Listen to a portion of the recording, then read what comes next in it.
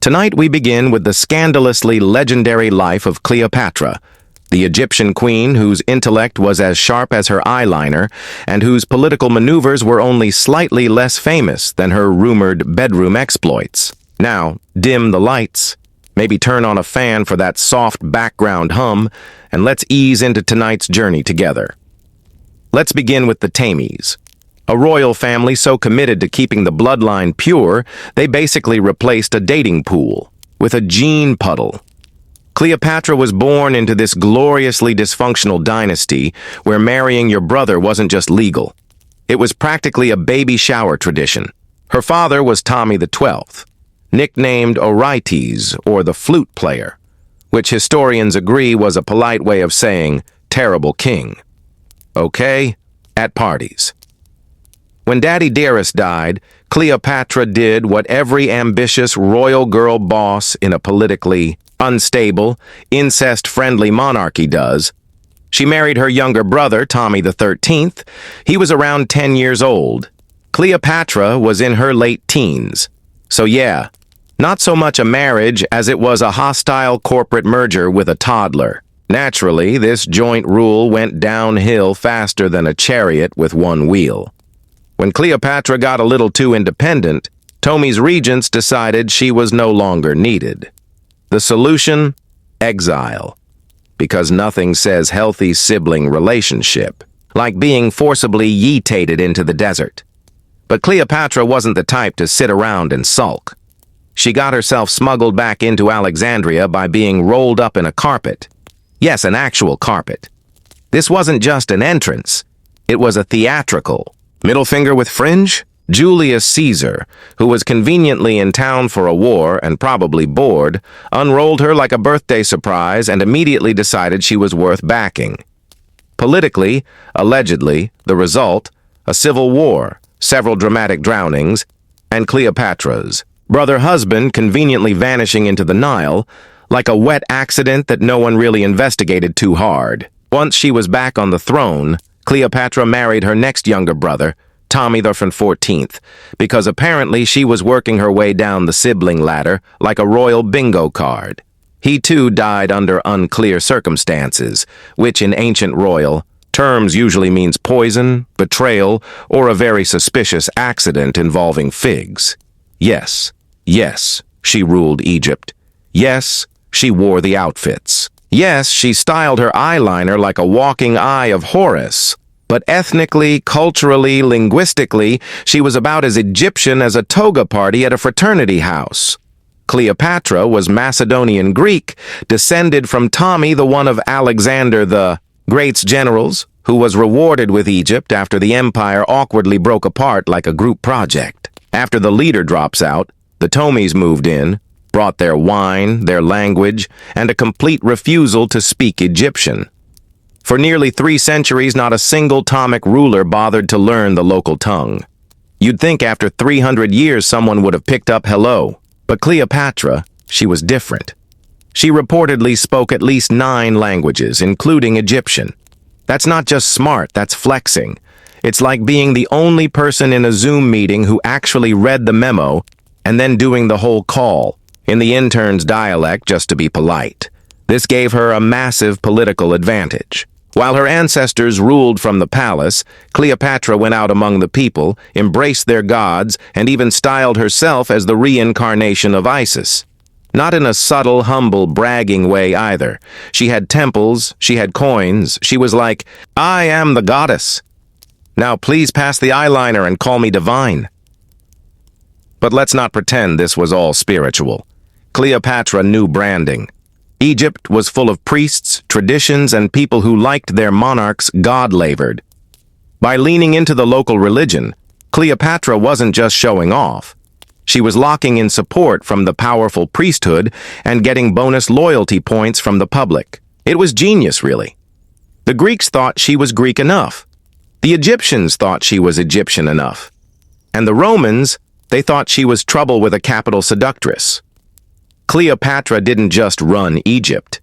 She practically ran a multilingual customer service hotline while doing it. According to ancient sources, she spoke 9 languages, which in the ancient world was just showing off. Most monarchs struggled to speak one language well, usually Greek, and relied on interpreters to do the heavy diplomatic lifting.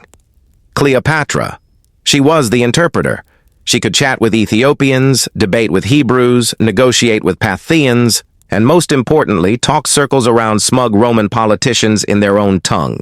If Caesar ever thought she was whispering sweet nothings, she might have just been listing military strategy, and which general's haircut was a national embarrassment. Among her repertoire, Egyptian, Greek, Arabic, Hebrew, Parthian, Median, and a few others that now only show up on dead language bingo cards. And yes, she was the first in her Macedonian Greek family to even bother learning Egyptian, despite ruling Egypt for centuries. The previous Ptolemies acted like Egypt was just a big hot Airbnb. But Cleopatra wasn't just multilingual, she was strategically multilingual. She knew that nothing wins hearts faster than speaking directly to the people. Whether she was addressing priests, diplomats, or spice traders with suspicious mustaches, Cleopatra had a linguistic tool belt ready. If she were alive today, she'd run circles around Google Translate, and she'd do it in heels.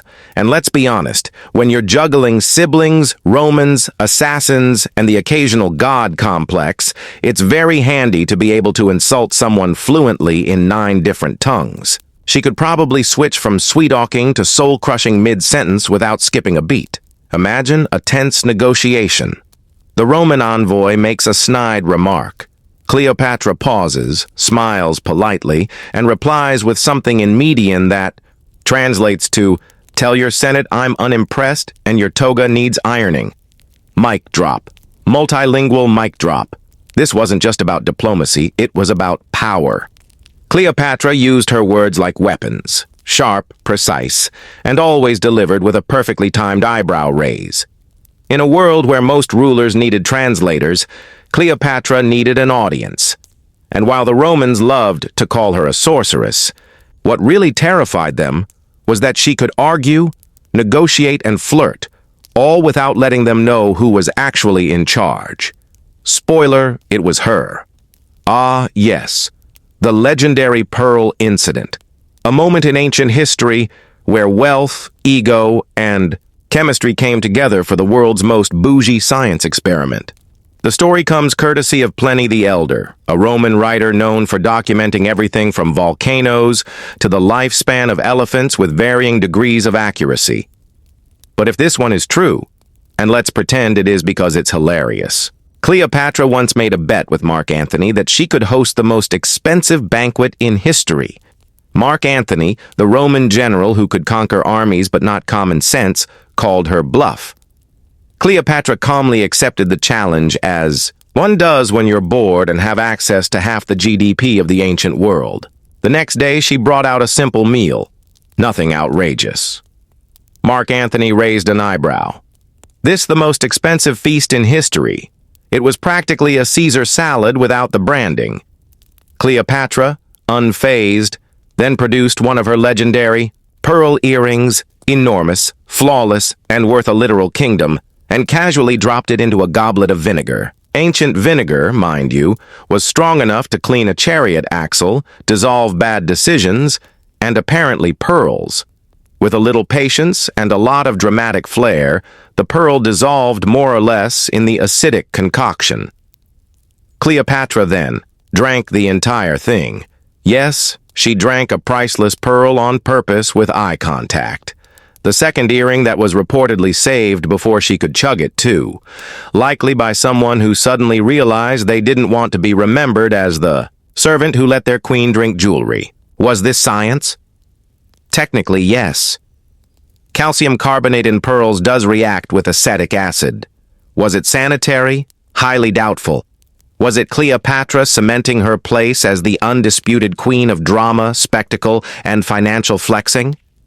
Absolutely. In one act, Cleopatra didn't just win a bet. She made a statement that to her priceless objects were drink garnishes, that Rome could invade Egypt, but it could never outlure her. And poor Mark Antony, he lost the bet. So, you think your skincare routine is high maintenance because you use a jade roller and 3 types of serums? Cleopatra would laugh. Then, bathe in donkey milk and apply crushed beetle mascara before turning you into an incense stick. Let's start with the infamous donkey milk baths. Yes, you read that right. According to ancient sources, Cleopatra bathed in sour donkey milk regularly.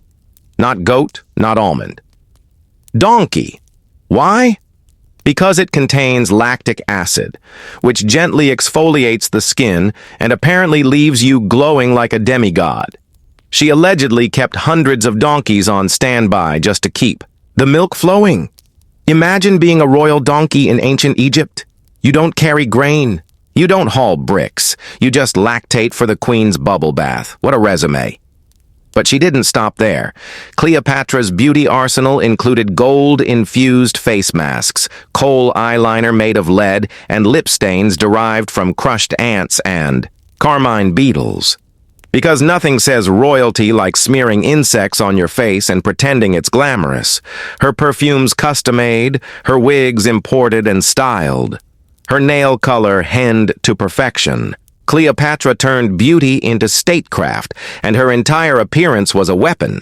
She didn't just wear makeup, she weaponized allure like a general wields a sword.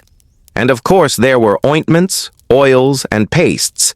She was big on almond oil, rose water, and frankincense resin. Basically, if it grew, oozed, or shimmered, it was going on her face. Ancientes must have loved her. The royal tab alone could pay for a pyramid's foundation. The point was not to be pretty in a modern sense. Cleopatra used beauty like a tactician.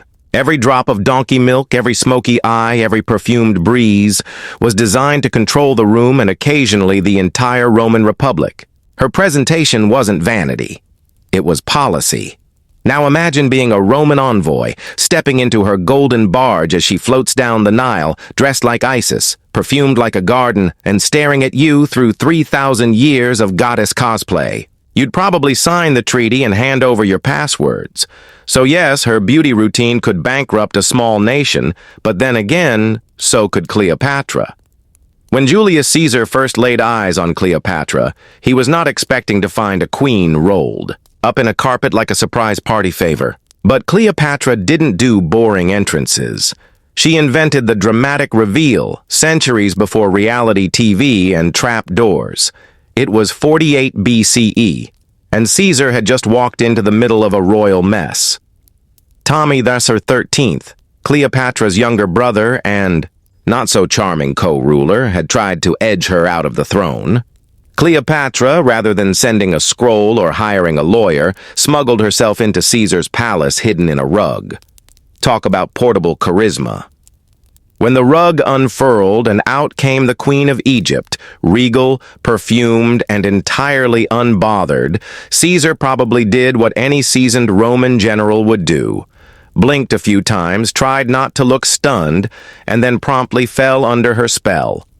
And make no mistake, Cleopatra wasn't just seducing a man, she was recruiting an empire. The two struck up a partnership that was equal parts romance and statecraft. Cleopatra needed Roman muscle to stabilize her rule. Caesar needed Egyptian grain, naval access, and, let's be honest, an exotic scandal to spice up his otherwise toga. Heavy resume. They sealed their alliance the old-fashioned way. A private Nile cruise with military escort, excessive luxury, and a full-scale reenactment of "Look How Rich We Are." Cleopatra hosted Caesar on a barge so ornate it made Roman senators nervous just thinking about the tax implications. There was music, there were feasts, there were political plots being whispered over goblets of wine while crocodiles lounged ominously nearby. It was less of a date and more of a soft coup with snacks. Naturally, the two had a child, Caesarion or Little Caesar, though he came without pizza. This created quite the scandal back in Rome, where Caesar was already married, and not supposed to be fathering foreign monarchs. But Caesar didn't care. He even put a golden statue of Cleopatra in a Roman temple just to really ruffle the feathers of conservative senators, because nothing says subtle like deifying your mistress in public. Their affair didn't last forever, but it was enough to reshape the power dynamics of the ancient world. Cleopatra proved that she could play the Roman game and win without ever setting down her wine. When Cleopatra gave birth to her son with Julius Caesar, she named him Ptolemy the 15th Philiptor Caesar. But because that sounds like a Greek accounting firm, most people just called him Caesarion, which roughly translates to Little Caesar. Yes, she literally named her kid after the most powerful man in Rome. And no, there was no pizza involved, although there was probably enough drama to cover the next 10 family reunions. Now, imagine being Caesarion. Your mother is Cleopatra, your father is Julius Caesar, and your destiny is whatever happens when two history-shaping supernovas collide and make a baby. That's a lot of pressure for someone who probably just wanted to play with crocodile toys and throw olives at servants. From the moment he was born, Caesarion was branded as the son of God and goddess, not figuratively, literally. Cleopatra was styling herself as Isis, and Caesar was already being worshipped like a deity in Rome. So yes, Caesarion was divine by default. Try topping that at career day. Cleopatra pushed his legitimacy hard. He wasn't just her son. He was her co-ruler. He was officially titled King of Kings despite being barely old enough to hold a scepter without chewing on it. Meanwhile, in Rome, things were tense. Caesar never formally acknowledged Caesarion as his son, possibly because admitting you had a royal Egyptian heir while running a republic full of angry senators was not a great career move. Spoiler alert, it didn't help him anyway. The Senate stabbed him 23 times. Caesarion's claim to fame was now possibly divine, definitely fatherless. As he grew up, Cleopatra paraded him as the future of a combined Roman-Egyptian empire, which was as subtle as declaring war via parade float. She minted coins with both their faces, dressed him in full regalia, and introduced him as the true heir of Julius Caesar, which, in case you're wondering, infuriated Caesar's Roman heir, Octavian, soon to become Augustus. This would not end well for Caesarion, but Cleopatra wasn't playing for small stakes. Her entire strategy rested on building a dynasty that could outlive Rome's backstabbing politics. And Caesarion. He was the golden ticket, or at least the toddler with the most weaponized baby photos in history. If Cleopatra had an Instagram, her yacht photos would break the algorithm. This was not a woman who half-assed her nautical aesthetics. While Roman generals were sailing around in clunky warships that looked like oversized bathtubs, Cleopatra was floating down the Nile like a living myth on a barge that practically glowed. Let's talk about that boat. The one she famously used to meet Mark Antony in Tarsus. Ancient sources describe it like something out of a fever dream. The sails were dyed purple, which in the ancient world was basically the color of "I'm richer than you and your grandchildren." The OES were coated in silver and beat time to the rhythm of music. Perfume wafted across the river so thickly that you could probably smell her arrival before you even saw the mast. The deck draped in gold. The queen dressed as the goddess Isis, lounging under a canopy like she was both hostess and celestial being. Musicians played, incense burned. The Nile probably blushed. And then there's Mark Antony standing there on the docks like a schoolboy who forgot his homework and suddenly realizes he's on a date with someone who brought an orchestra and glitter bombs. Cleopatra didn't just arrive. She descended by boat. This wasn't just theatrical excess. Cleopatra understood image better than most modern influences. The barge was a floating propaganda machine. Her goal wasn't to flirt. It was to remind Antony, and everyone watching that, she was no regional queen. She was Egypt. She was divine. She was bringing perfume to a sword fight and winning. Even the Romans, famously allergic to glamour, were both horrified and mesmerized. Plutarch couldn't shut up about her entrance. It was Cleopatra's way of saying, "You may have the Senate, but I have sequins, strategy, and a scented entrance that hits harder than your legions." And let's be honest, it worked. Antony went from Roman war hero to Cleopatra's part-time cuddle prince. Her boat had that kind of power. If Cleopatra had a thing for Roman men with power, questionable politics, and a flair for drama, then Mark Antony was basically her type on papyrus. After Julius Caesar exited the world in a flurry of daggers and Latin shouting, Cleopatra found herself widowed in the most inconvenient way possible and politically exposed. So, what did she do? She looked around for another Roman with ambition, military might, and the decision-making skills of a tipsy centaur. Enter Mark Antony. Antony wasn't exactly a subtle man. He once tried to outdrink a mountain, and his toga game was rumored to be aggressively short, but he was powerful, popular with the troops, and clearly vulnerable to dramatic women with boats. Cleopatra invited him to Alexandria. He arrived ready for diplomacy. He stayed for the wine, luxury, and let's be honest, Cleopatra's wildly effective seduction technique, which included pretending she was literally a goddess. From there, things escalated quickly. Cleopatra gave Antony twin children. He gave her the eastern half of the Roman Empire. You know, typical couple stuff. But back in Rome, the Senate was clutching their togas in horror. Antony was all ready. Married to Octavia, sister of Octavian, soon to be Augustus, and abandoning her for Cleopatra was less passionate romance, and more international scandal with olive pits. The two lovers didn't just whisper sweet nothings. They hosted a club of inimitable livers, which sounds like a liver disease support group, but was actually their luxurious drinking society. Members wore costumes, held wild feasts, and reportedly tried to outdo each other in ridiculous stunts. Cleopatra once bet she could spend 10 million kyrses on a single dinner, dissolved a priceless pearl in vinegar, and drank it just to prove she could. Yes, we already covered that, but honestly, it bears repeating. Eventually, Antony declared Caesarion, Cleopatra's son by Caesar, as Caesar's true heir, basically writing Octavian's political obituary in glitter. Octavian responded by accusing Antony of being enslaved by an Eastern temptress because obviously Roman men are never responsible for their own decisions. It's always the woman's eyeliner. What followed was a slow march to war, a legendary lovers' downfall, and the ultimate ancient its complicated relationship status. But until the bitter end, Cleopatra and Antony ruled like gods, loved like stars, and partied like their empire didn't have an expiration date.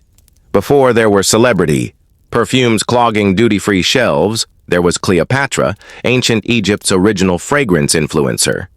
But unlike today's pop stars hawking odor, sweat, and ambition, Cleopatra's perfumes were serious business.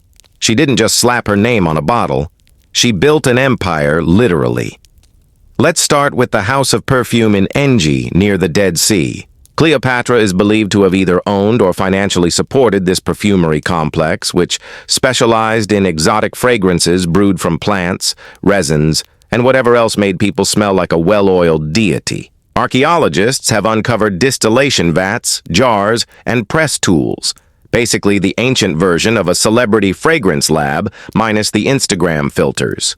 Her favorite scent, Mandesian perfume, a spicy cinnamon-heavy blend that allegedly made Roman senators weak at the knees and eunuchs reconsider their vows. This wasn't your average bathhouse cologne. It took months to make, aged like fine wine, and was probably expensive enough to require a small doughy just to sample it. Cleopatra wasn't just bathing in this stuff, she was soaking in it from head to toe. Historical sources say she drenched her sails in perfume before arriving to meet Mark Antony. Because, of course, what's a seductive entrance if it doesn't involve the Nile River catching a whiff of cinnamon and surrendering? But this wasn't just about smelling good. In ancient Egypt, perfume was power. Fragrance wasn't just a beauty routine, it was sacred. Gods had signature scents. Priests used perfume in rituals. Cleopatra wasn't playing at luxury. She was weaponizing it. Perfume was her divine calling card. And let's not forget the seduction angle. Cleopatra understood something every decent villainess in cinema knows. If you walk into a room and it smells better because you did, you've already won. Combine that with her golden barge, divine wardrobe, and linguistic prowess, and Cleopatra became not just a queen, but a sensorial experience. Yes, you heard that right. While Caesar was conquering Gaul and Antony was nursing wine hangovers, Cleopatra was out here writing a beauty manual. Because why not rule a kingdom, run a navy, seduce emperors, and become the world's first beauty guru? Cleopatra's cosmetic book, now lost to time, and probably Roman censorship or some sweaty monk who didn't know how to handle a papyrus, was said to contain recipes for skincare, hair dye, perfumes, and even treatments for baldness, which may explain why Julius Caesar stuck around. And this wasn't just some vanity project. In the ancient world, cosmetics were medicine, magic, and political theater all rolled into one. A smoky eye wasn't just sultry. It was protection from the evil eye and UV rays. Lip color meant status. Hair oil was both sensual and hygienic, or at least less terrifying than the alternative. Cleopatra wasn't gatekeeping either. The book was reportedly scientific, drawing from Egyptian, Greek, and even Indian traditions. She was mixing crocodile dung with honey like some unholy ancestor. Of goop, a royal alchemist with eyeliner. And while today's influencers worry about being canceled, Cleopatra was handing out DIY eyeliner recipes involving burnt almond paste, animal fat, and powdered lead. Sure, it might give you a glow and also maybe lead poisoning, but beauty is pain, especially in 40 BC. The book also dabbled in aphrodisiacs, because Cleopatra understood the true power of a well-placed pomegranate seed. If you're starting to think this all sounds like a myth, nope. Roman authors like Galen and Pliny referenced her concoctions. Her formulas were studied, copied, and whispered about in elite circles for generations. You know you're iconic when your lip balm recipe survives into the Byzantine era. Why did she write it? Probably because she was clever enough to know that controlling your appearance was another form of power projection. Looking divine helped sell the idea that you were divine. Cleopatra didn't leave beauty to chance. She had a manual. Sadly, the book didn't make it past the bonfires of history. But somewhere out there, in the ashes of Alexandria's library, Cleopatra's ancient Sephora catalog still lingers, smelling faintly of rosewater and ambition.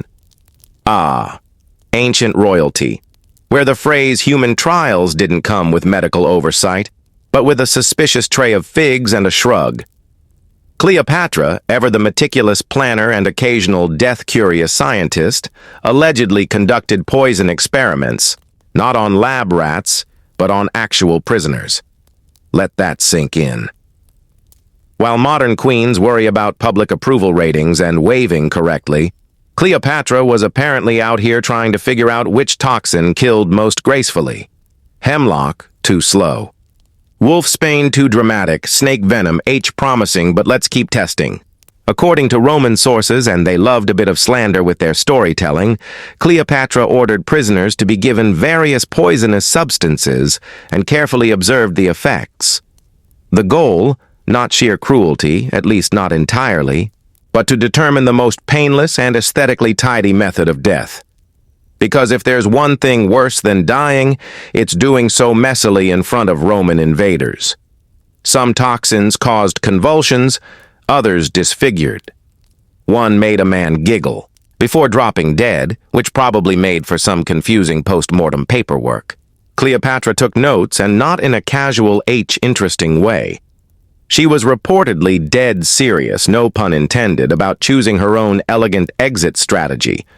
This wasn't just about death either. Poison, like perfume, was another tool of power. Whether to take out a rival or to make sure your final scene is Oscar-worthy, Cleopatra wanted to be informed. She wasn't going to leave her legacy in the hands of a poorly cooked fish or a clumsy assassin. Now, were these stories exaggerated by Roman chroniclers? Maybe the Romans had a habit of turning complex women into cautionary tales. But given Cleopatra's keen intellect, scientific curiosity, and need to stay 5 moves ahead of her enemies, it's not entirely out of character. So yes, while other monarchs were testing wine for flavor, Cleopatra was testing belladonna for balance. Who else could run a country and a live-action toxicology lab at the same time? History might raise an eyebrow, but Cleopatra just wanted options. After all, if you're going to die, might as well do it beautifully, silently, and with the same theatrical control she used to run empires and sail perfume-scented barges. Ah yes, the grand finale. The image that launched 1,000 Renaissance paintings and just as many Cleopatra-themed Halloween costumes. The Queen of Egypt reclined on a silken couch, nolly pressing an asp. Except that whole snake to the boob. Story might be more fiction than fatal fact. Let's break it down. The ASP theory comes mostly from Roman historians, the same guys who thought describing Cleopatra as a seductive villainess was more fun than admitting she was smarter than most of their Senate. According to them, she smuggled a venomous Egyptian cobra into her chamber in a basket of figs because nothing says royal suicide like healthy snacking, let it bite her, and died gracefully without a scratch, mess, or awkward face contortion. Very tidy, very dramatic, very unlikely. Let's talk logistics. Cobras are notoriously uncooperative. They don't travel well in baskets, they don't always bite on command, and if they do, the venom takes hours, even days, to fully work. That's not ideal when you're planning a synchronized suicide with two loyal handmaid Idens. Imagine waiting around like, did it get me? Do I look pale yet? Some historians argue Cleopatra may have poisoned herself instead, using one of the fast-acting formulas she tested on those unfortunate prisoners. See Chapter 12 for that delightful bit. Something like hemlock or a brew of opium and wolfsbane would have been faster, cleaner, and easier to control. Not as cinematic, sure, but far more practical. Then there's the Roman angle. Octavian, later known as Augustus, had a lot to gain from making Cleopatra's death look like her own tragic choice. It wrapped things up neatly, avoided a messy public execution, and let him parade her orphaned children around as trophies without looking like too much of a villain. But what if she was murdered, slipped something, or quietly helped along by one of Octavian's men? We'll never know. If history is written by the victors, then Cleopatra's press coverage was basically a smear campaign written in all caps by some very bitter Romans. After her death, Octavian, soon to become Augustus' emperor and full-time grudge holder, had a problem. Cleopatra wasn't just some foreign queen. She was a political player, a threat to Roman power, and worst of all, a woman who didn't know her place. And Rome really didn't like that. So, what did Octavian do? He rewrote the story. In his version, Cleopatra wasn't a scholar, strategist, or multilingual diplomat. Nope. She was reduced to a manipulative seductress who used sex like statecraft and probably bathed in perfume and lies. And Mark Antony, just a hapless man under her foreign spell, because clearly no powerful Roman man could be into her for any reason other than sorcery. It's honestly impressive how thoroughly Rome tried to erase or twist her legacy. Her children were marched through the streets in chains. Her writings, including her book on cosmetics, vanished from history. Temples dedicated to her were repurposed or destroyed. Statues crumbled, papyri burned, and her image was warped into little more than an exotic footnote in someone else's story. And yet she persisted. Despite Rome's best efforts, Cleopatra refused to disappear. She survived in whispers, in artwork, in the oddly detailed complaints of Roman historians. Plutarch, Cassius, Dio, and Suetonius all had opinions. Wildly biased, of course. But even their attempts to discredit her left behind fragments of her brilliance. It's like trying to cancel Beyoncé and ending up boosting her album sales. The irony is rich. In trying to erase her, they accidentally immortalized her. Rome buried Cleopatra under scandal and myth. But they also ensured she'd be remembered forever because you don't get erased from history. You get martyred in it. And Cleopatra, She became the blueprint for every femme fatale, every seductive queen, every woman blamed for a man's downfall with eyeliner on point. When Cleopatra died, snake bite, poison, or assisted Roman defenestration. She didn't just leave behind a crumbling empire and a very confused Octavian. She left behind a legacy that somehow evolved into a myth, then a symbol, and eventually a Hollywood spectacle wearing more eyeliner than armor. History forgot half the facts, twisted the rest, and filled the gaps with drama, scandal, and eyeliner. Wings sharp enough to assassinate an emperor. Over the centuries, Cleopatra became whatever each era needed her to be. To Roman writers, she was the dangerous seductress, the foreign temptress who made good Roman men go weak at the toga. In medieval texts, she was a warning against female power, the femme fatale archetype before that term even existed. The Renaissance loved her as a tragic romantic heroine because who doesn't enjoy a well-lit noble suicide?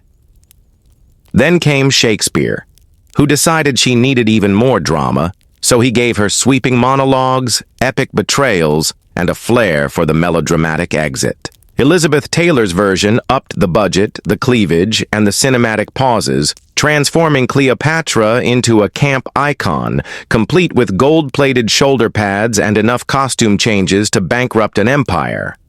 But through it all, the real Cleopatra kept peeking through.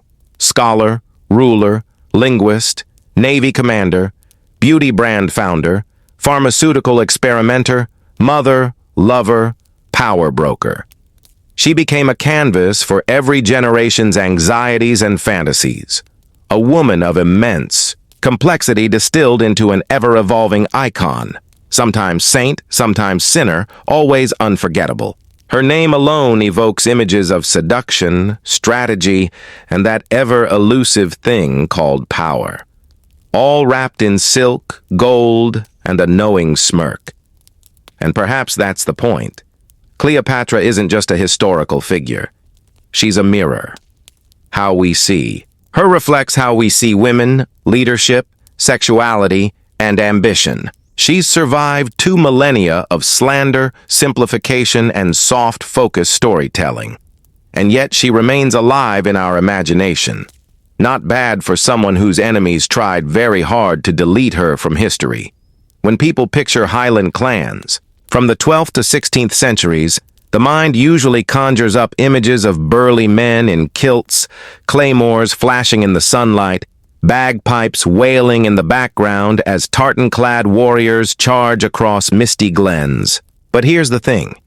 They weren't the ones holding everything together. Not really. Behind every dramatic charge and bloody feud, there was a woman, often several, keeping the hearth burning, the estate running, the lineage intact, and the enemies at bay. Clan life in the Highlands was precarious.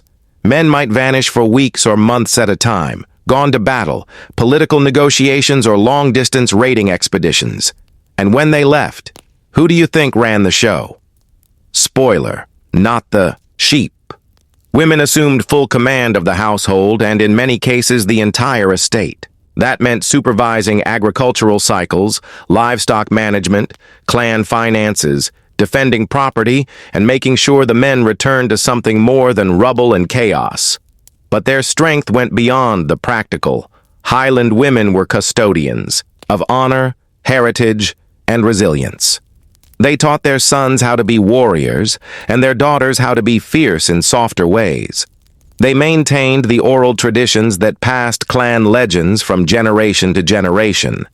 They preserved sacred kinship bonds through calculated marriages, powerful alliances, and unyielding loyalty. And when things got especially grim, they didn't just wring their hands and pray. There are recorded instances of women arming themselves and fighting to defend their homes. These weren't just isolated acts of bravery. They were expectations, unspoken but understood. If the men fell, the clan didn't fall with them. The women stood up. It's no exaggeration to say that the Highlands would have collapsed without these women. They weren't background characters in a masculine epic.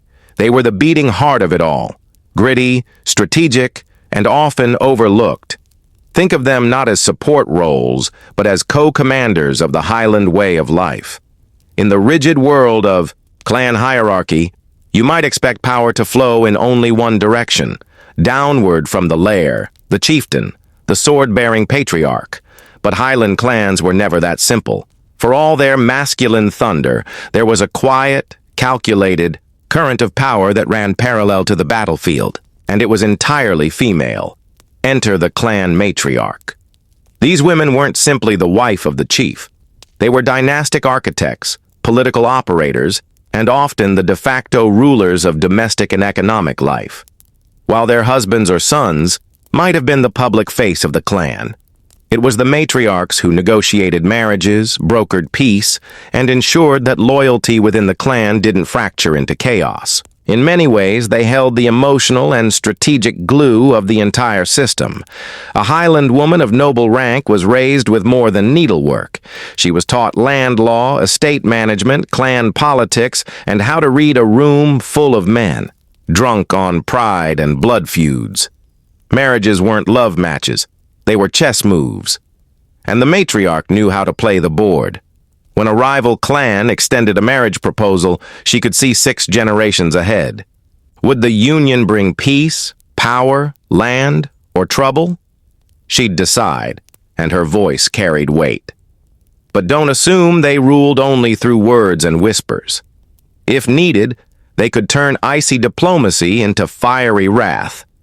There are accounts of clan women ordering retaliations, defending keeps during sieges, and publicly shaming oathbreakers. You didn't want to end up on a matriarch's bad side, especially not if your fate depended on her favor. And let's not forget their influence within the clan itself. A respected matriarch could control the hearts of warriors more effectively than a chieftain's threats ever could. She wasn't feared. She was revered. When she walked into a gathering, people stood. When she spoke, they listened. And when she made a decision, it was as good as law. In a warrior's world where steel was currency and pride could start wars, Highland women wielded something far more dangerous: permanence. Men could win a fight, but matriarchs, they could win generations. The Highlands weren't exactly known for their convenience. You didn't have a castle full of servants or a court full of administrators. You had weather that wanted to kill you, terrain that defied logic, and a calendar marked by raids, famines, and funerals. And yet somehow, estates functioned. Harvests came in, livestock stayed fed. People were clothed, sheltered, and fed. How? Clan women, particularly the ones left in charge while the men gallivanted off to war. Forget the romantic image of a lady spinning flax by the fire. Highland estate management was brutal, physical, and intellectually demanding. A woman might wake before sunrise, oversee the dairy, supervise the seasonal workers, haggle with tenants, and then make sure her own children weren't stabbing each other with eating knives. And if there was a tax due to the crown or tithe owed to the church, she'd handle that too. Usually while nursing an infant and preparing for the next cattle raid, they knew the land better than any surveyor. They could tell if a cow was about, to carve just by the way it walked. They had to calculate how many oats could be used for food and how much had to be stashed for next year's seed. This wasn't romanticized peasant wisdom. It was logistics, politics, and survival rolled into one linen-clad woman with wind-burned cheeks. And just to add a little more spice, if the clan was powerful or wealthy, she also had to manage visiting dignitaries. That meant hospitality, security, and not accidentally poisoning anyone with a questionable venison pie. A well-run estate reflected directly on the chief, and by extension on her. Oh, and she didn't just manage laborers, she managed men. If her brother-in-law got drunk and refused to work, she disciplined him. If a neighboring tenant tried to swindle her on grain prices, she outnegotiated him. If there was a potential rebellion bubbling up within the ranks, she sniffed it out and stomped it down before it became an actual problem. All while holding the social fabric together with a look, a word, or a strategic silence. Highland men. might have brought home the spoils of war, but it was the women who ensured there was still a home to come back to. A clan without a capable estate woman wasn't a clan. It was a slow-motion collapse waiting to happen. When raiders came thundering, over the hills or rival clans launched surprise attacks, it wasn't always the men who stood between home and ruin. Sometimes it was a woman in a wool dress armed with a kitchen knife, a musket, or if she was lucky, a proper sword. And she wasn't screaming in fear. She was barking orders. The idea that Highland women simply hid in the back during conflict is charming and completely false.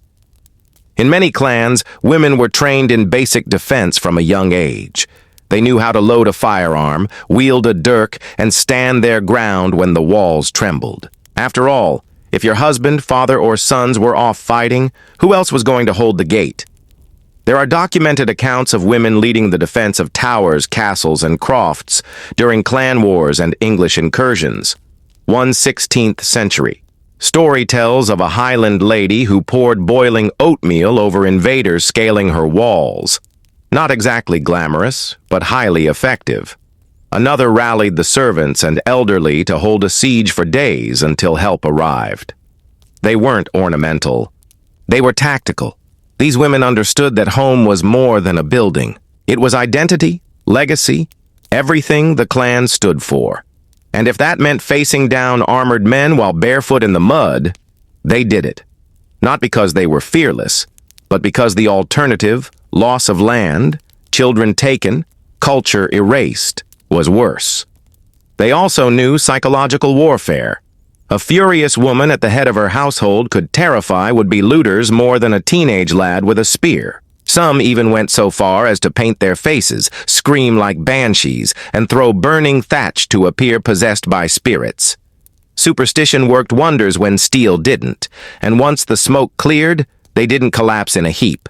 They picked up the pieces, patched the roof, buried the dead, and got back to work. No medals, no songs, just another Tuesday in the Highlands. To defend the hearth wasn't just about combat, it was about refusing to surrender the soul of the clan. And in that battlefield, Highland women proved over and over that they were far more than caretakers. They were the final line of defense. If you thought clan wars were brutal, trickling weddings in the Highlands, marriage wasn't about love, candlelight, or wandering through the heather hand in hand. It was business, strategic, ruthless even. And guess who played the sharpest game in this battlefield of bloodlines and alliances? The women. Highland women weren't just passive participants shuffled between clans. They were assets, yes, but also agents. Marriage negotiations were clan diplomacy at its most delicate, and mothers, daughters, and widows often wielded more influence in these discussions than the men who'd be tying the actual knot. A well-made match could end a feud that had lasted for decades. A poorly chosen one could ignite a fresh war before the honeymoon even started, if there was a honeymoon. Women, particularly matriarchs and noble daughters, had to calculate risk like military strategists. Was the groom from a strong lineage? Would the union bring cattle, land, or protection? Was the bride doughy enough to seal the deal without weakening her own clan's position? And once married, the woman's job was just getting started. She had to produce heirs, yes, but also manage the politics of her new home, keep the peace between extended family members, and somehow remain a loyal tie to her original clan without raising suspicions of betrayal. It was a tightrope walk in a storm. But some women didn't just walk it, they danced across it.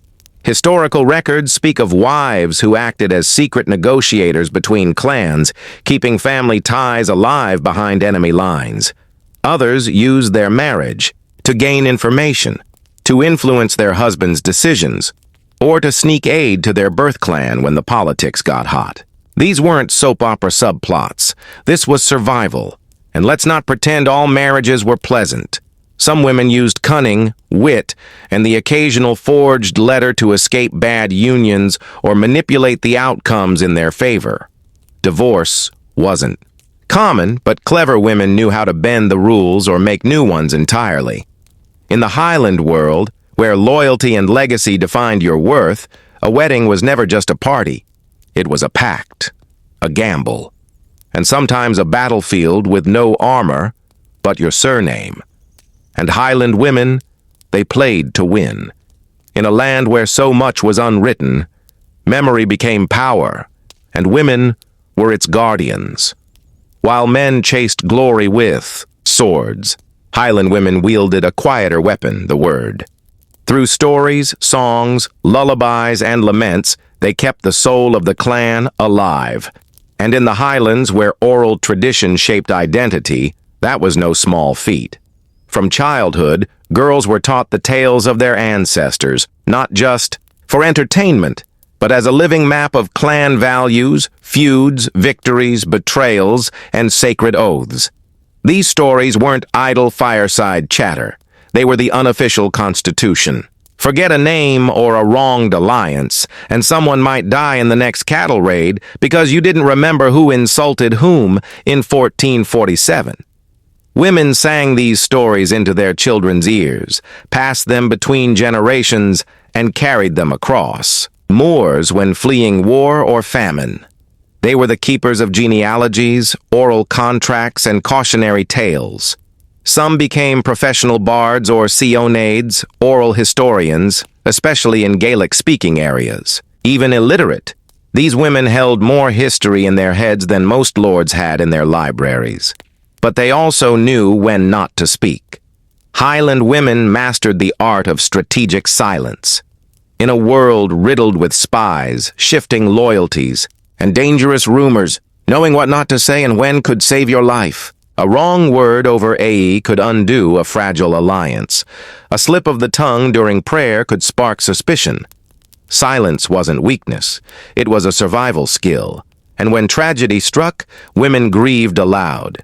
The coward, a keening lament, was a raw, guttural mourning ritual often led by women. It wasn't just crying. It was performance, protest, and emotional exorcism. These wails could shake a glen, frighten livestock, and remind the world that someone important had fallen. It was part mourning, part myth-making. Through words both spoken and withheld, Highland women ensured the clan's legacy endured beyond war, famine, and forced displacement. Their voices wove identity, passed judgment, and warned future generations of old mistakes. Without them, history wouldn't just be forgotten. It would never have been remembered at all. In the wild, weather-beaten highlands far from the polished halls of academia or monastic hospitals, who do you think delivered babies, healed wounds, calmed fevers, and cursed your enemies for good measure? Spoiler alert, it wasn't a university-trained doctor. It was the woman next door. Highland women were the unofficial healthcare system. Every village had a handful of women who knew which herbs could ease childbirth, which pickuses could draw out infection, and which plants you should definitely not eat unless you wanted your insides to boil. These weren't just housewives with a green thumb. They were skilled practitioners, often with knowledge passed down from mother to daughter for generations. The midwife was the most respected of all. She didn't just catch babies. She carried entire lineages in her hands. She knew when a mother needed coaxing and when to intervene with force. She prepared the home, administered herbal painkillers, and dealt with complications the best she could with no sterile gloves or backup plan. And when a birth went badly, it was the midwife who stayed behind to clean the blood, bury the child, and comfort the mother. Then there were the healers. They were part botanist, part psychologist, part sorceress. Got a burn. She had a salve, bad dreams. She'd smudged the house. Infertility. There was a tea for that, though. It probably tasted like pond water. But her real power wasn't in the recipe. It was in the trust she commanded. People believed in her because she had results. Of course, power without a male title came at a cost.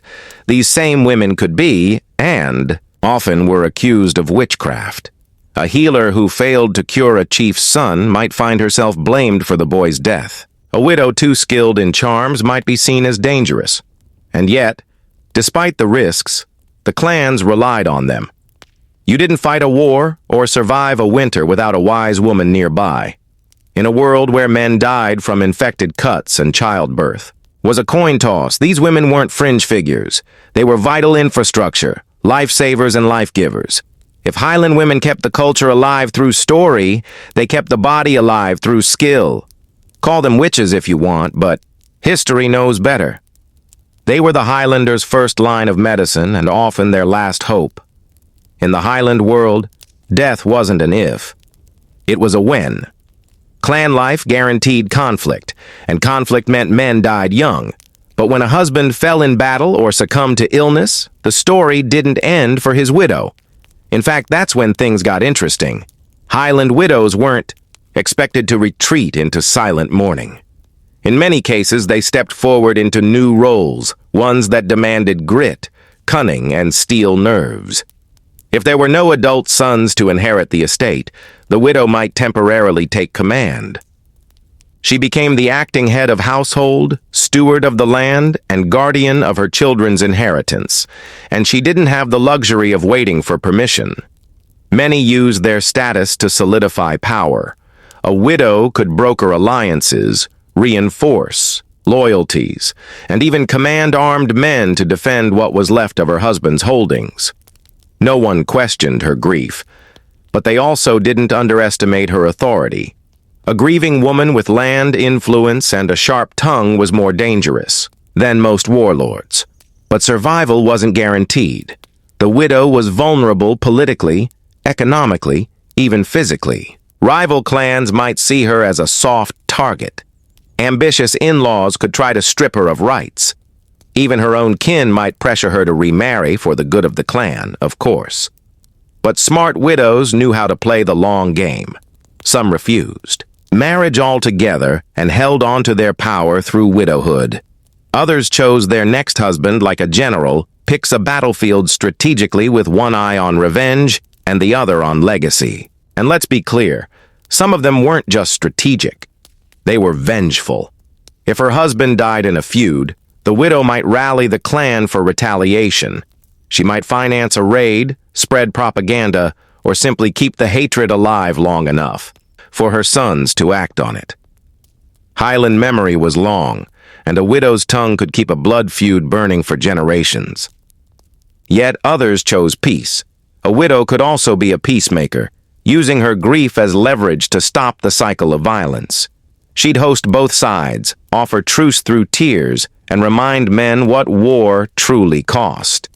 In the Highlands, death made widows, but what they did with that title that made legends. Today, when we remember the clans of the Scottish Highlands, we conjure up tales of blood and broadswords, of tartan banners fluttering against stormy skies, and men with names that echo through battle songs.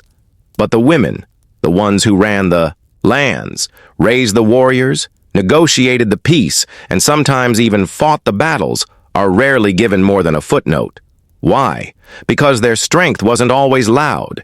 It didn't always march into battle with a banner. It showed itself in endurance, in running an estate through a blizzard, in burying a husband and then defending the homestead with one hand and raising a future chief with the other, in staying silent when needed and speaking truth when no man dared. They kept culture alive while cultures tried to erase them. When English rule pushed down Gaelic language and Highland customs, it was often the women who taught the old songs, passed on the legends, and wove identity into lullabies and laments. They did not always resist with swords, but with memory, with the kind of quiet rebellion that survives empires. Even after the fall of the clan system in the 18th century, the legacy of these women remained. You can still find traces in the oral traditions passed down in Hebridean homes, in the superstitions clinging to remote glens, in the sharp wit and sharper will of Highland-descended grandmothers who don't suffer fools no matter how many centuries have passed. But history books are selective. They remember the generals, not the midwives, the chiefs, not the matriarchs, the battles, not the bread baked by a woman during a siege to keep 20 children alive. And yet Highland women left their mark, not in stone monuments, but in survival. The clans endured because of them. Their strength was in continuity, not conquest. Their victories were measured not in heads taken, but in homes saved, children raised, and identities preserved. So, no, they're not gone. They're just buried beneath centuries of war stories written by men. But if you listen carefully, in the wind that sweeps the moors or the rhythm of an old Gaelic tune, you'll still hear them, not forgotten, just waiting to be remembered properly. Imagine walking into a grand hall lit by flickering torches and shimmering chandeliers. The scent of roasted pheasant, cinnamon, and orange blossom thick in the air. Tapestries hang like silent witnesses, while gold-rimmed goblets wait to be filled. With sweet wine from Sicily. This wasn't dinner, it was declaration. And in the courts of Renaissance Italy, your plate said more about your power than any crown ever could. Banquets in the Italian courts weren't just for feeding bellies, they were carefully curated performances. The ruling elite, the Meducae of Florence, the Este of Ferrara, the Schwarzer of Milan used their dining rooms like stages. Each table setting, each exotic ingredient, each course rolling out in perfect sequence. It all whispered one thing: we are rich, we are cultured, and we are not to be trifled with. To be invited to a court banquet was an honor, a signal of status, and often a test. Everything was coded. Sit too far from the host, you were out of favor. Drink too much, you were a liability. Compliment the wrong dish, you might insult a political ally. These meals were negotiations, alliances, and diplomatic traps with gravy on top. Even the furniture played its role. Long banquet tables were often arranged to reflect hierarchy. The most powerful guests sat close to the host, while lesser nobles trickled down the line quite literally. Behind them, minstrels played, servants in embroidered livery moved like shadows, trained not to speak unless asked. And then there was the pageantry.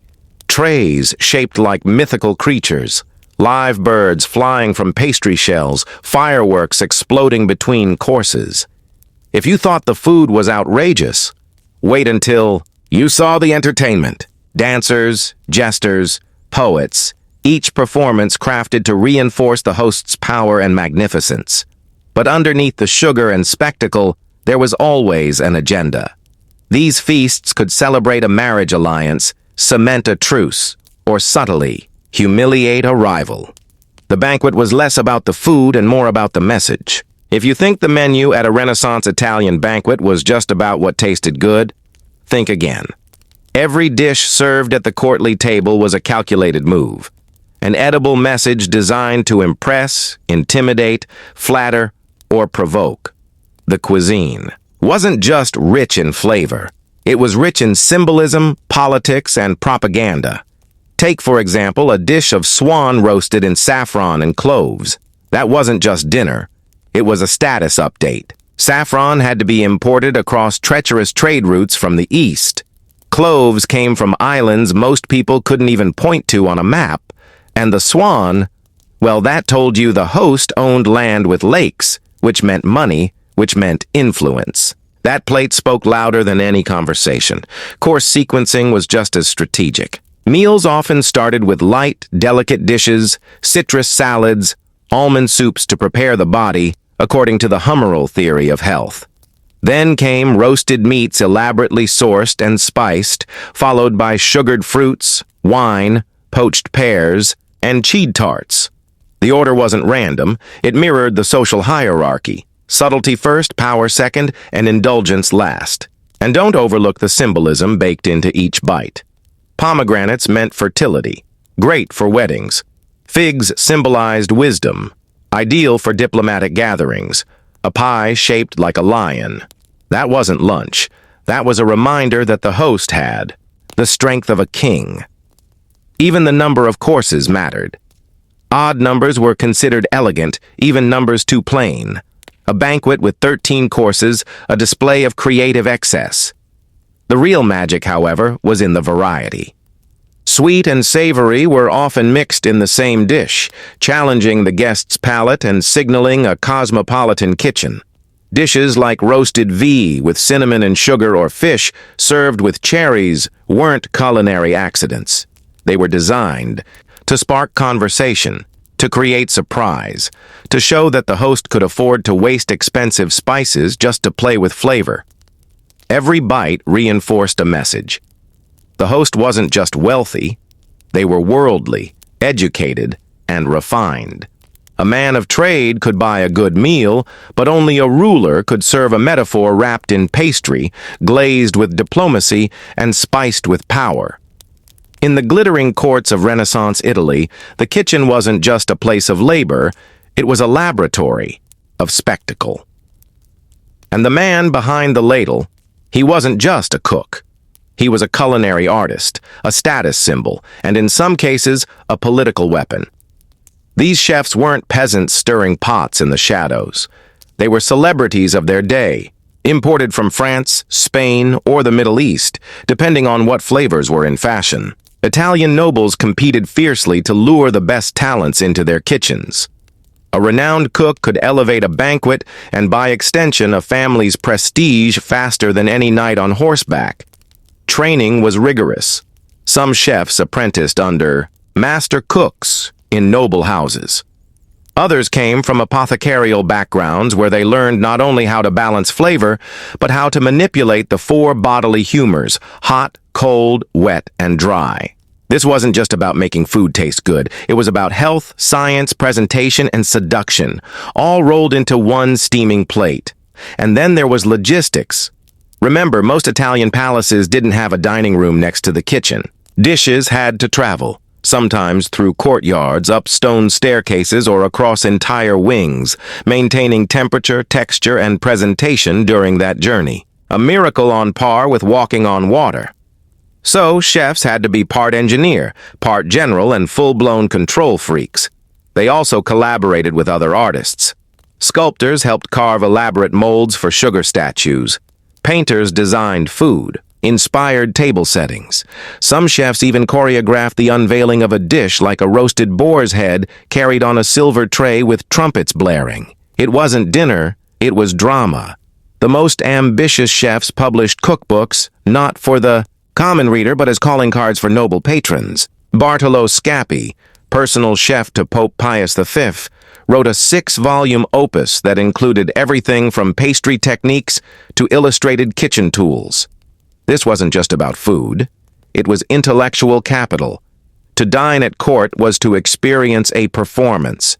And the chef, he was the director. While dukes and cardinals plotted at the table, he ruled from the hearth using garlic, gold leaf, and goose liver to shape a political mood.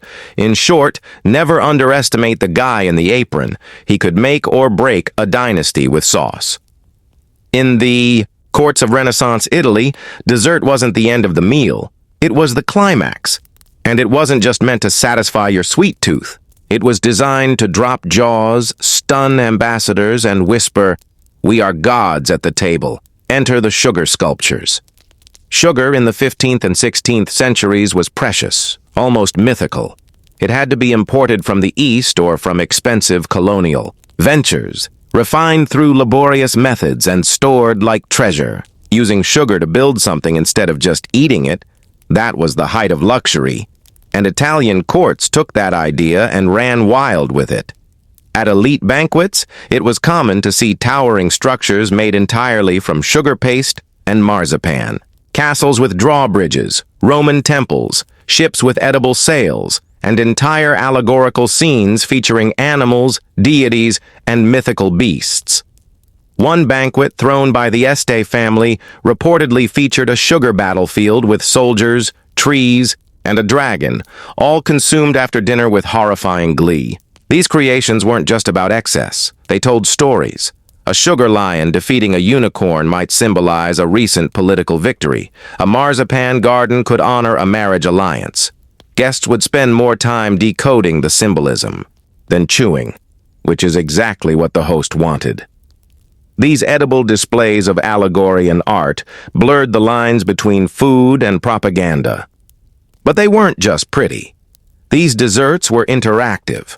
Guests were often invited to break the sculptures as part of the entertainment, an act that felt like destroying a masterpiece, but tasted like almonds and honey. This was theatrical. Consumption, performance art, you could digest. Even the colors mattered. Sugar was often tinted with saffron, beetroot, or lapis-derived pigments to make the sculptures come alive. Some were brushed with edible gold. Others were lightly smoked for dramatic effect.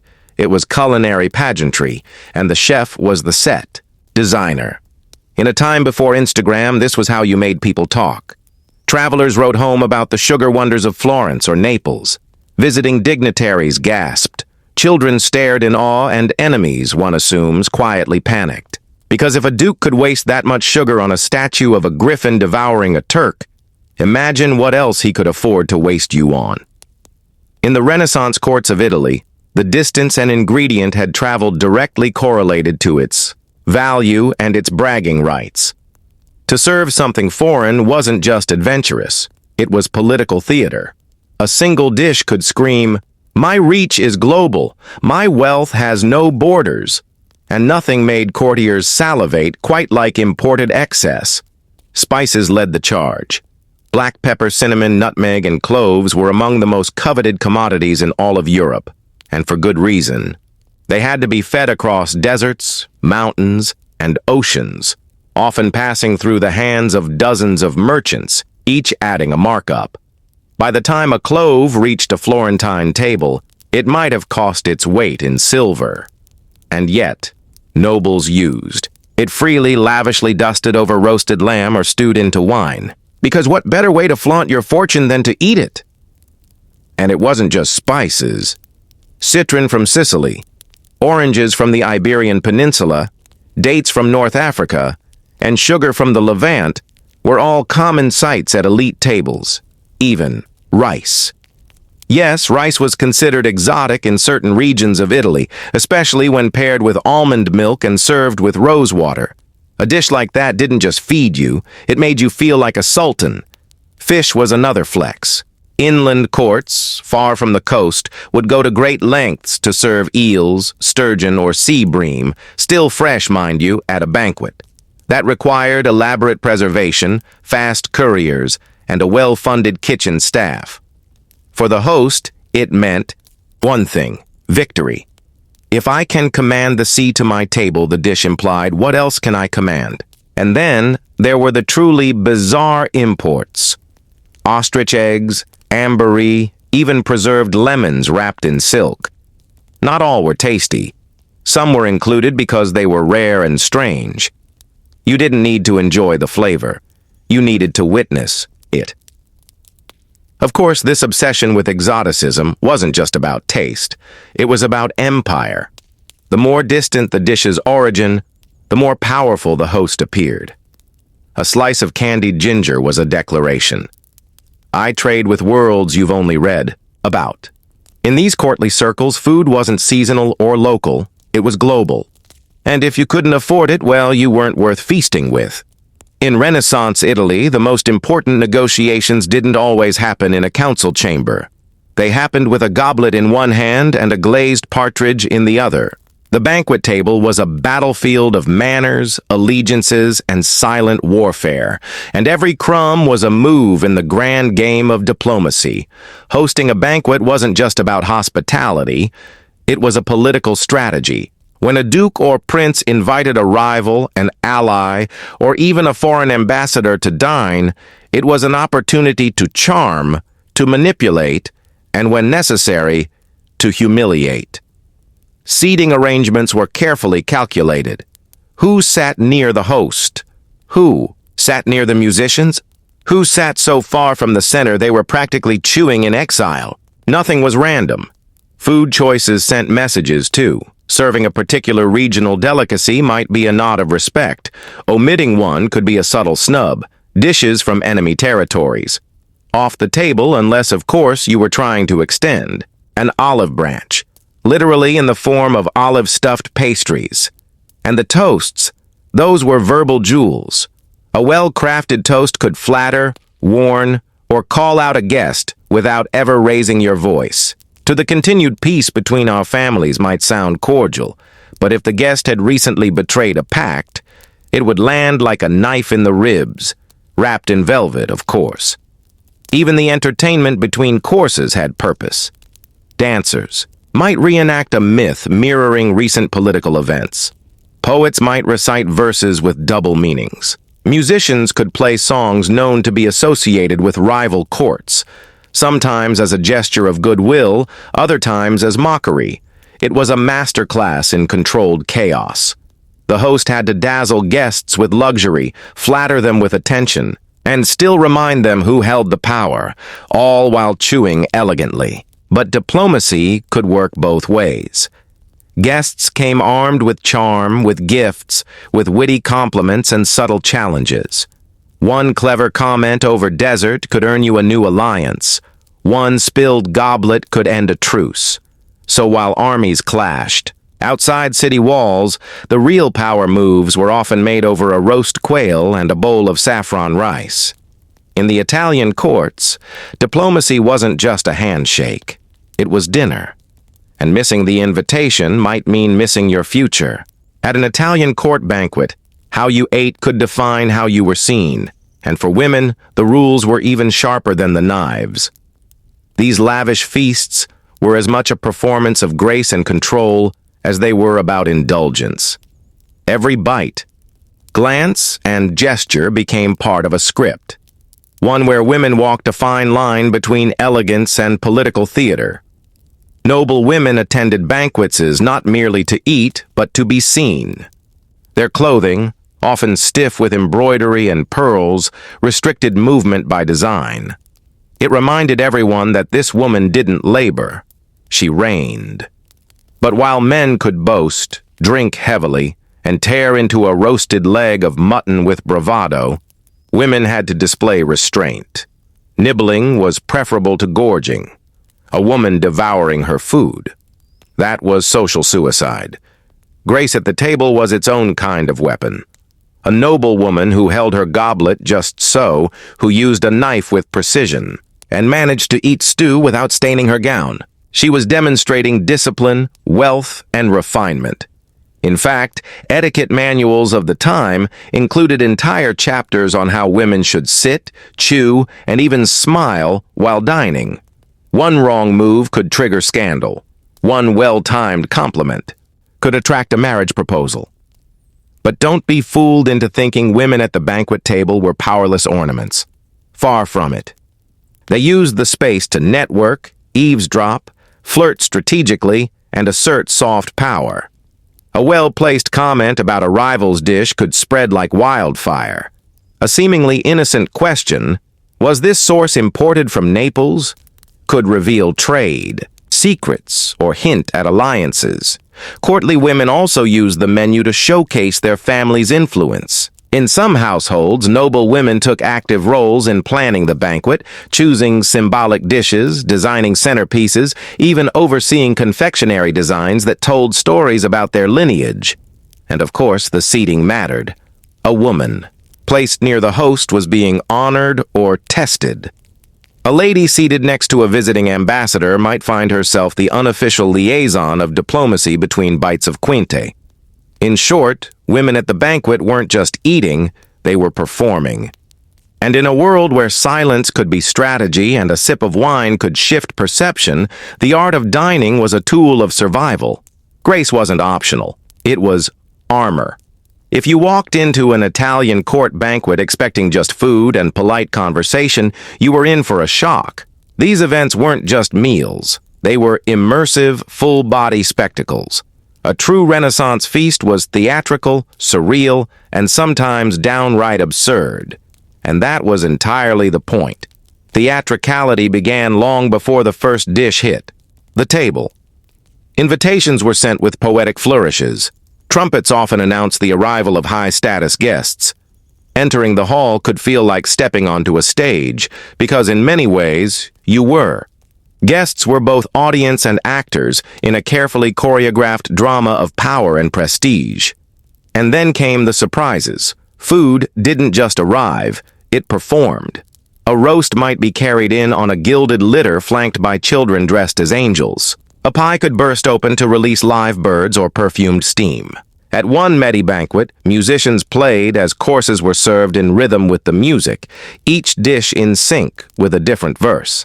At another, guests were treated to a mock siege where sugar cannons fired candy at a marzipan fortress. Between courses, the drama didn't stop. Jugglers, acrobats, and dancers performed in the aisles. Poets delivered verses tailored to the host's glory. Actors staged allegorical plays with themes that flattered or warned the guests, depending on who needed flattering or warning. Some banquets even included masked characters weaving through the hall, whispering riddles or news, as if the entire event were part feast, part espionage. And don't forget the set design. The tables might be shaped like zodiac signs or arranged to mirror a political map. Food could be color-coordinated to represent rival factions or past victories. Entire tablecloths were embroidered with stories meant to be read over the course of the meal. Even the final act, the clearing of the table, was dramatic.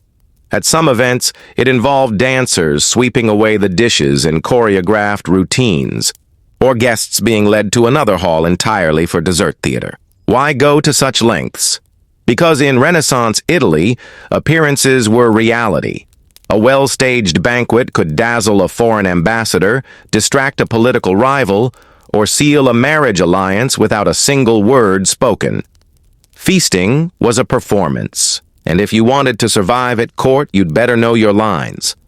Centuries after the lutes went silent and the sugar castles crumbled into dust, the legacy of Italian court banquets still lingers in how we dine, how we impress, and how we perform hospitality. What began as theatrical feasts for nobles and kings now echoes through wedding tables, diplomatic dinners, and holiday spreads across the globe.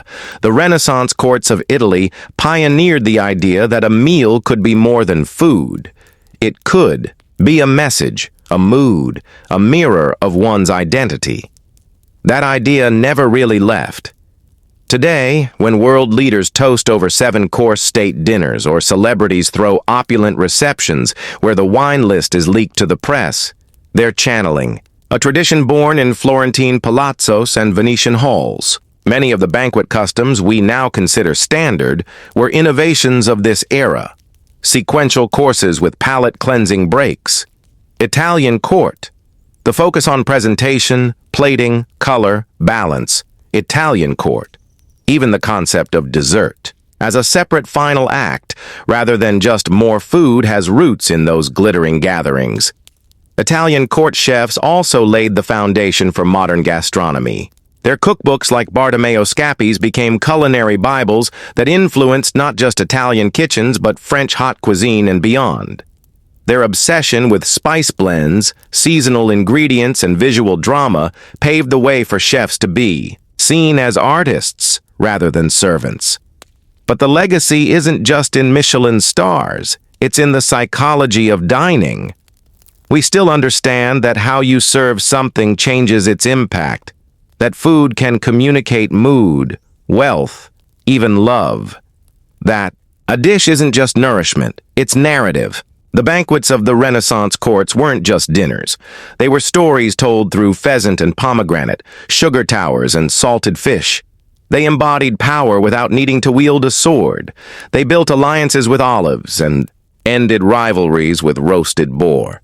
They turned the dining table into a stage and the guests into willing actors in a production of luxury and control. In the 3rd century BCE, one man decided China needed a spine, not a metaphorical one, an actual physical barrier stretching across the northern frontier of his vast and freshly unified empire. That man was Qin Shi, China's first emperor. And his solution to insecurity wasn't diplomacy or deterrence. It was bricks, miles and miles of them. Before Qin Shi, China wasn't really China. It was a brutal game of thrones between warring states, each with its own laws, money, dialects, and yes, defensive walls. These weren't connected or coordinated. They were scattershot fences thrown up by frightened kingdoms trying to keep out nomadic raiders, especially the Xiongnu, a powerful confederation of horseback warriors from the steppe who made a career out of pillaging northern settlements. But once Qin Shi Huang crushed the last rival kingdom and declared himself emperor in 221 BCE, He didn't just want peace, he wanted permanence.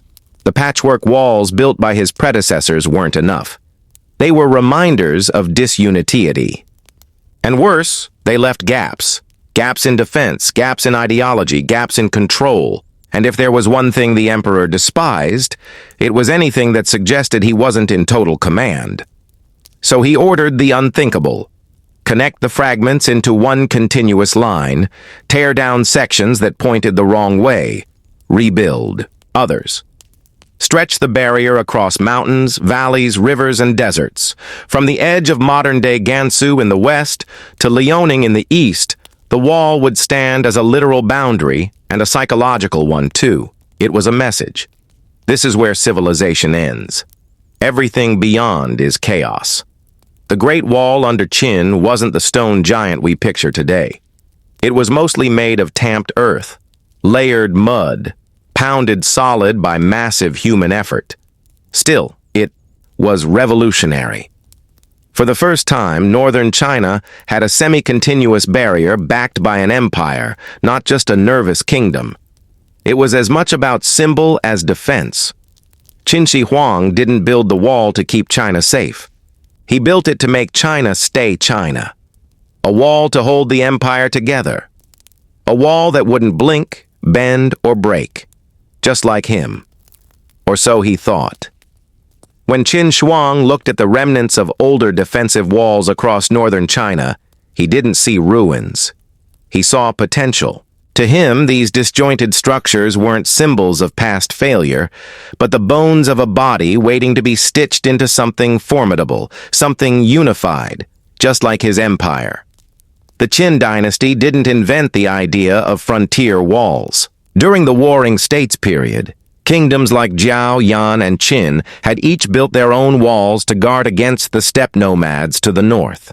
But those walls were fragmented, often pointing in conflicting directions, and built with local priorities in mind. One state's wall might repel the Xiongnu, but do nothing to help a neighbor just a valley away. That kind of thinking wouldn't fly under Qin rule. The emperor had already imposed a standardized writing system, currency, and legal code. So why not apply the same ruthless logic to defense? One wall for one China. No exceptions.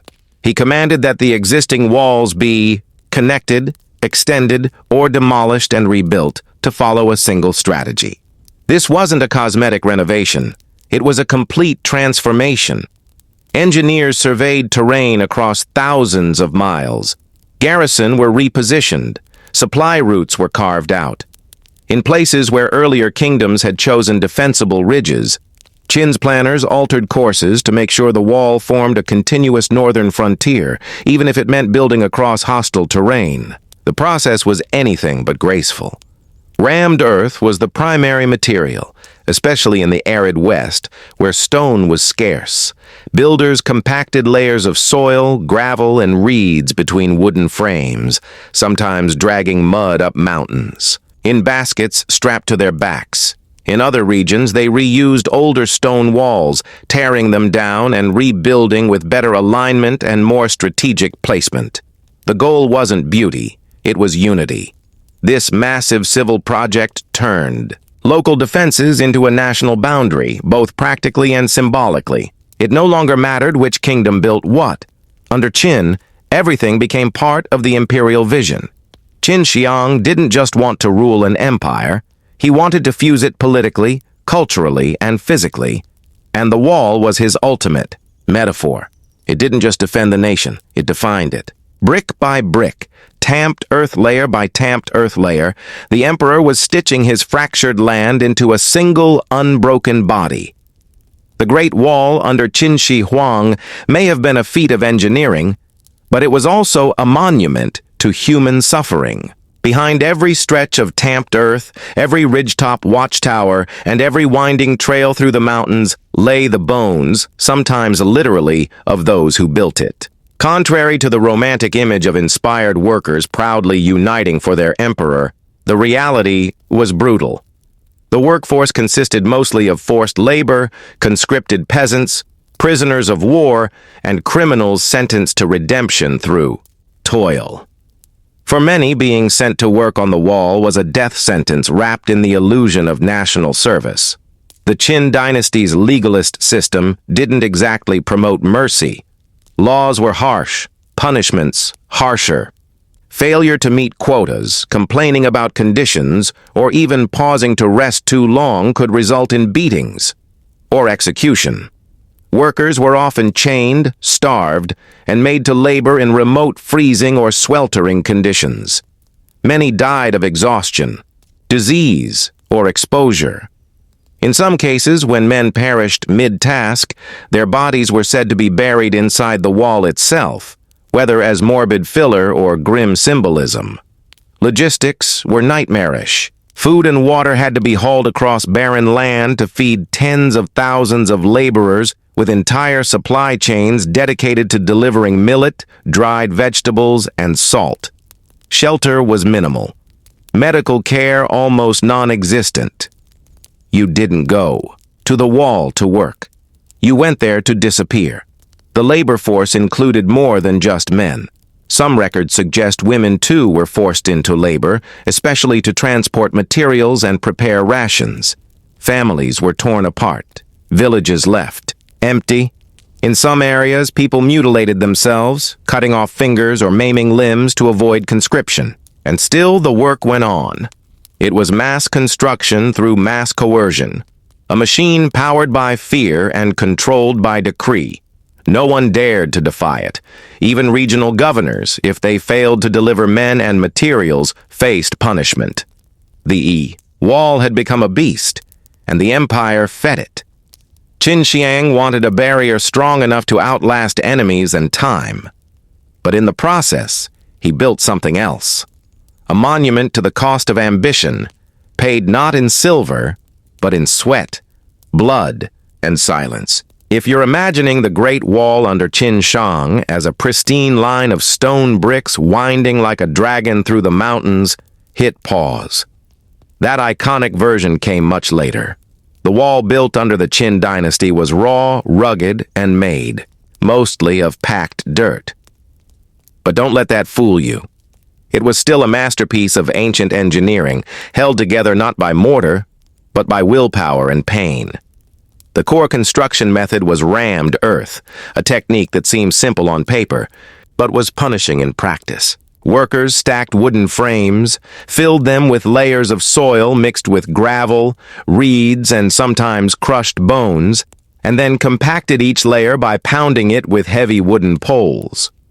Over time, this created walls as hard as concrete, especially in the dry northern regions where moisture wouldn't seep in to weaken them. Stone was used where it was available, mostly in the mountainous areas. But even then, workers had to haul it by hand on sleds or strapped to oxen up steep slopes with no safety gear, no cranes, and no room for error. One misstep on a cliffside path meant death. And yet they built. To keep the wall functional, planners added watchtowers, signal stations, and garrisons. Fires lit at top towers served as communication. One blaze for a sighting, two for an attack. In theory, news of an invasion could spread hundreds of kilometers in a single day. In practice, storms, terrain, and human error could delay or distort messages.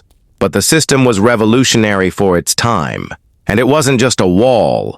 It was a military zone. Trenches, auxiliary walls, and fortress towns were developed along the route. The wall wasn't meant to be impenetrable. It was meant to slow invaders down long enough for the Qin military to react. Despite the primitive materials, the sheer scale and strategy were staggering. The wall adapted to its environment, hugging ridgelines, crossing deserts, and occasionally running straight through settlements. There was no blueprint, no drones, just rulers, grit, and the occasional bone powder mix when materials ran short. So, while it may not have been made of perfect bricks, the Qin wall had something else. Permanence, the kind born not of aesthetics, but necessity. It wasn't beautiful, it was brutal, and that made it last. To understand why Qin Shi Huang poured so much blood and labor into a massive wall, you have to understand who he feared would come crashing through it. Enter the Xiongnu, a confederation of nomadic tribes from the vast northern steppes, mounted, mobile, and merciless. The Xiong were everything the Qin Empire wasn't. While Qin Shi Huang built roads and cities, the Xiong mastered the saddle. While his armies marched in formation, theirs struck like ghosts, fast, chaotic, devastating. The northern frontier was a blur of skirmishes. The Xiongnu didn't just invade, they appeared like thunder out of the grasslands. They'd sweep into a settlement, take what they wanted, cattle, grain, people, and vanish before troops could respond. For the agrarian Qin, who relied on order, farming cycles, and centralized control, the unpredictability of the Xiongnu was infuriating and terrifying. Qin Shi Huang knew that defeating the Xiongnu wasn't just about sending soldiers.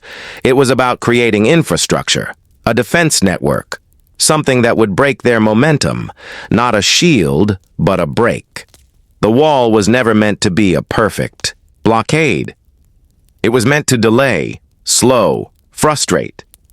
If you couldn't stop a horseman, at least make him climb a wall first. It also served another purpose: psychological warfare. To the nomads, the appearance of a vast, seemingly endless wall was confusing. It wasn't natural. It didn't belong. It was a message. This is the end of the civilized world. Do not cross. But of course they did. The Xiongnu and later steppe tribes like the Mongols, Turks, and others would always find ways around, through, or simply beyond the wall. No barrier could seal off an entire continent. But the Qin didn't need perfection. They needed time. Time to mobilize troops, time to reinforce borders, time to show their people that the emperor was doing something. Still, even Qin's wall-building obsession couldn't fully suppress the steppe. Within a few decades, the Xiongnu reorganized into a powerful empire of their own, one that would push back hard against the Han dynasty after Qin's fall. But Qin Shi Huang had set the precedent. When in doubt, build a wall. And so the arms race between sedentary empires and nomadic raiders continued. The wall was never just a barrier. It was a reply. An empire's answer to hoof beatats in the night. The Great Wall wasn't just a passive line of defense. It was a living military machine complete with soldiers, spies, and an ancient communication network that stretched farther than most kingdoms. To the Qin dynasty, a wall with no eyes was just a pile of dirt. So they gave it eyes, thousands of them. Watchtowers were spaced at strategic intervals, often placed on ridges or high points to maximize visibility. From these towers, sentinels could scan the horizon for dust clouds, distant fires, or the glint of steel. These weren't vacation posts. Guards stationed here faced isolation, punishing weather, and constant anxiety. If they missed a raiding party or delayed a signal, entire towns could be wiped out, and they'd be the first blamed. The towers weren't isolated. They were connected by beacon systems that used smoke by day and fire by night to transmit information across vast distances. One puff meant a scout had spotted movement, 2 meant contact, 3 an active attack. In ideal conditions, messages could travel hundreds of kilometers in a matter of hours, an astonishing feat in an age without telegraphs or radios. But the system wasn't perfect. Fog, storms, or sabotage could delay signals, and not every garrison responded with equal speed. Still, the very existence of the system was revolutionary. An empire-wide security alarm triggered by fire and carried by light. Garrisons stationed at intervals along the wall housed soldiers ready to respond to alerts. These weren't elite troops. They were often poorly supplied and poorly paid, but they were crucial. They rotated through wall duty, drilling, patrolling, and manning checkpoints where traders or travelers tried to pass. In hostile zones, they were the empire's first line of resistance. In quieter ones, they were border police. And behind them, deeper into the empire, relay stations and military depots stocked weapons, food, and horses, ensuring that if the wall did come under siege, a full-scale army could be mobilized quickly.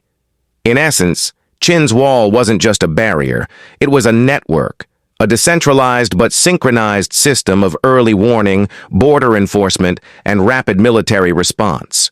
The Great Wall didn't just stand, it watched. And if you were an enemy riding toward it, you weren't just facing a wall. You were facing an empire already looking back at you. Xin Shuang dreamed of immortality, but he didn't find it in elixir or hidden islands. Instead, his legacy was stitched into the landscape. A wall so vast and so brutal that it outlasted not only his reign, but the very dynasty he built. When the first emperor died in 210 BCE, the Qin Empire began to unravel almost immediately. Corruption, rebellion, and backlash against his oppressive rule brought the dynasty crashing down just 4 years later. But the wall, it stayed, weathered, fractured, patched up with mud and hope. But it remained, clinging to the bones of the North like a scar. Why? Because no ruler who followed could ignore its power. The Great Wall wasn't just a military asset, it was a symbol, a message from the past etched into earth and stone that said, "Here is where the empire ends and danger begins." The Han dynasty, which succeeded the Qin, took that message seriously. They restored parts of the wall and even extended it further west. The infrastructure Qin Xiang created, the watchtowers, beacon systems, and garrisons, was too useful to abandon. Later dynasties, including the Northern Wei and eventually the Ming, would rebuild and reimagine it, layering new bricks over old bones. In this way, the wall became a living artifact, constantly evolving but always rooted in the vision of a man who believed a nation should have edges, and that those edges should be sharp. But while the structure survived, the reputation of the wall and of Qin Shi Huang himself shifted over time. To some, the wall was a marvel of engineering. To others, it was a monument to cruelty, built on the backs of slaves and buried soldiers. The first emperor's name was scrubbed from praise, then later resurrected as a national symbol of strength and unity. Even today, the sections of the wall that tourists walk on owe more to later dynasties than to the Qin. But hidden beneath, the layers of stone and concrete, the ancient rammed earth spine still runs silently beneath the surface, enduring, anonymous, and overlooked. Qin Shi Huang may not have found eternal life in the traditional sense, but he did what emperors dream of. He changed the terrain itself.